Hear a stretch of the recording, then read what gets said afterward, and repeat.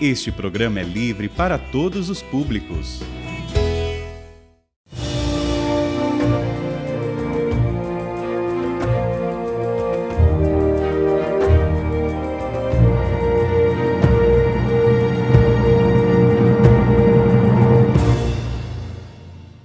Olá, irmãos. Aqui nós estamos, então, mais uma vez, continuando o nosso estudo de História da Igreja. Estamos olhando concretamente para a França. A França, filha primogênita da Igreja. Sempre a França era vista como a filha primogênita, porque, dentre todos os povos bárbaros, o primeiro povo a se converter ao catolicismo foi a França. Exatamente no ano 400, quando o Dom Remígio era bispo de Reims, converteu Clovis, batizou Clovis, então era o rei merovingio, e a França foi o primeiro país assim a se tornar católico. A partir daí, sempre se diz, o rei da França é chamado rei cristianíssimo.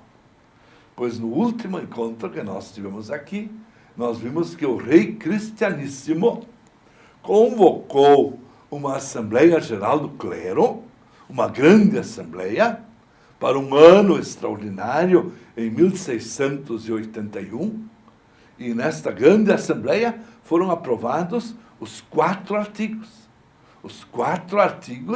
da Igreja Gallicana, terríveis para o Papa, terríveis para a Igreja, porque mostrava assim que a França tem realmente privilégios. Ela quer dar agora as normas e orientações para a Igreja.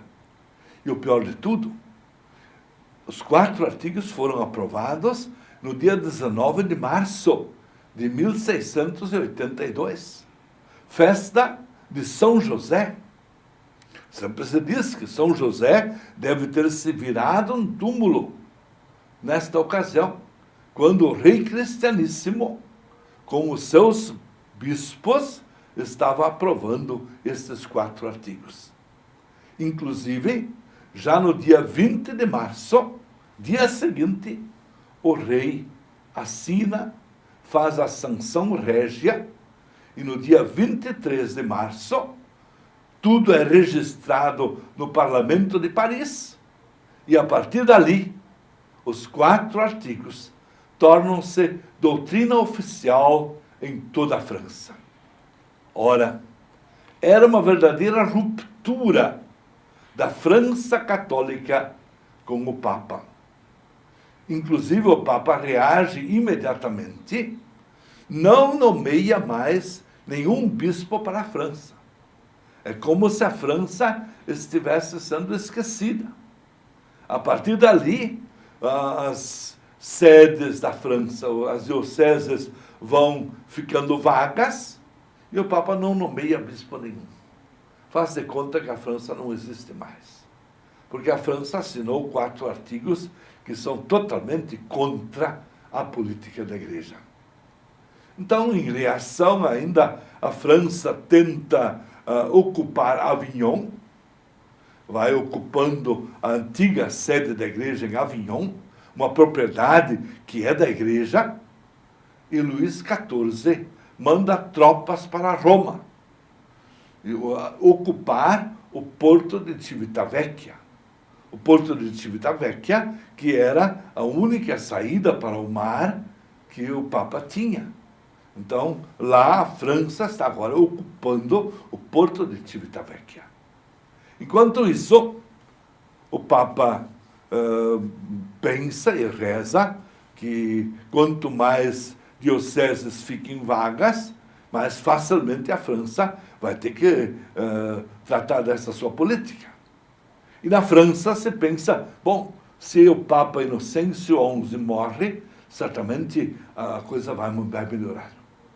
Dito e feito, em 1691, portanto 9 anos depois, faleceu o Papa Inocêncio XI. Foi eleito Alexandre VIII, Alexandre VIII, ele tinha como sobrenome Ottoboni.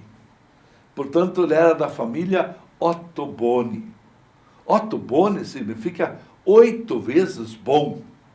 Portanto, um papa muito bom.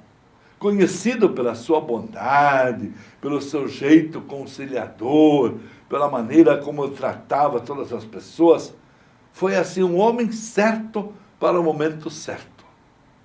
Tanto é que, em pouco tempo, o Papa Ottoboni, Alexandre VIII, ele assume esse nome, Alexandre VIII, Ottoboni, convoca a França para um acordo.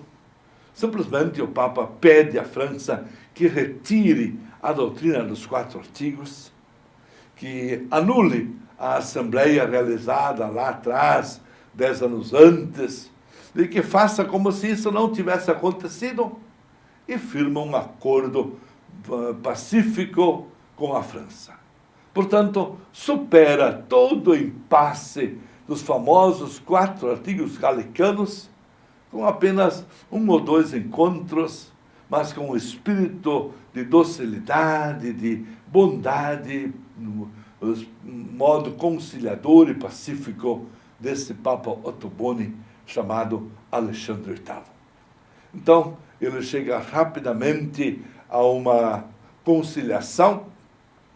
O Papa declara nula a Assembleia, a infeliz Assembleia de 1682, e a França retira os 4 artigos da sua doutrina e deixa de lado. Portanto, aquilo que ameaçou durante pelo menos 20 anos as relações entre França e Roma, agora com o Papa Ottoboni, Alexandre VIII, está superado e sepultado. Vamos então a um outro assunto.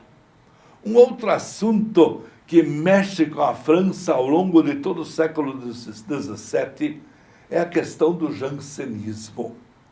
O jansenismo, em uma palavra, poderíamos dizer que se trata de uma moral rígida e severa. Uma moral muito rígida, muito severa. Tudo pecado. Todos os pecados. E para resolver, superar o pecado, precisa ter mais do que arrependimento, mais do que confissão. Precisa realmente chegar ao ponto de a pessoa sentir, chorar, lágrimas diante dos seus pecados.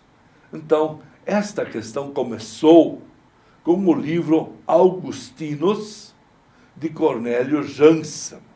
Cornélio Jansen, que viveu de 1585 a 1638.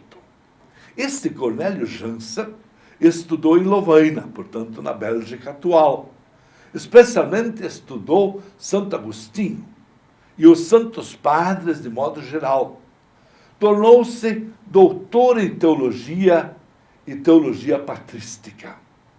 Foi também um grande professor de Bíblia, porque tudo isso está muito coligado com o estudo do Novo Testamento, especialmente da Bíblia.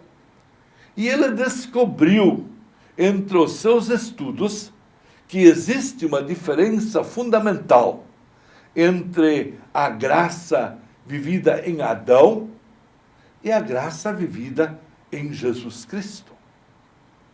Ele coloca claramente para si que a graça de Adão era uma graça anterior à concupiscência. Portanto, Cornélio Jansen lecionava e dizia isto em sala de aula, que no tempo de Adão, a graça atingia a pessoa e a pessoa só podia fazer o bem.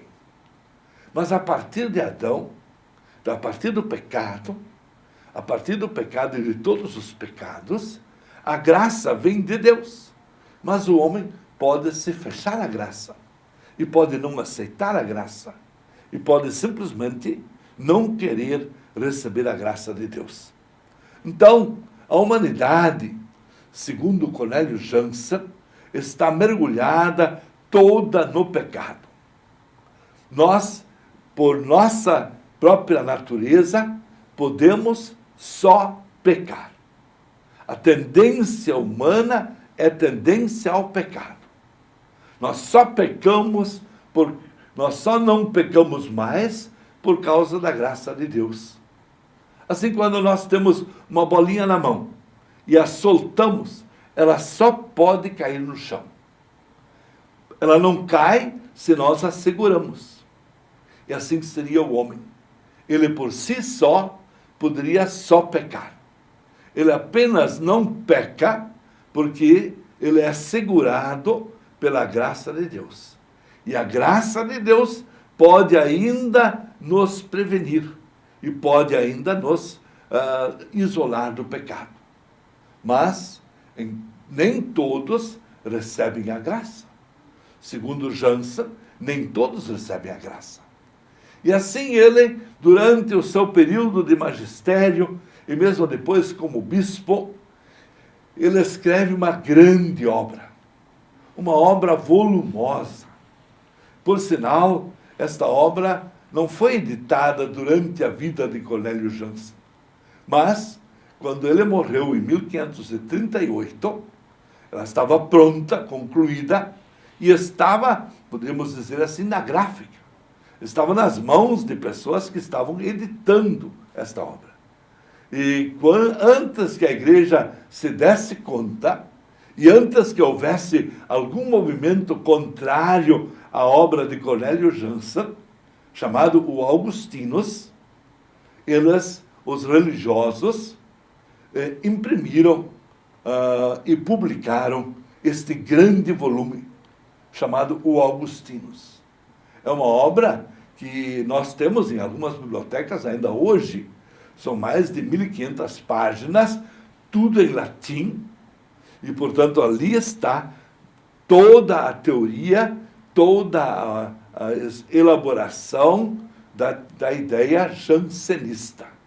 Essa ideia de uma moral rígida, severa, e a dificuldade de o homem obter o perdão de Deus.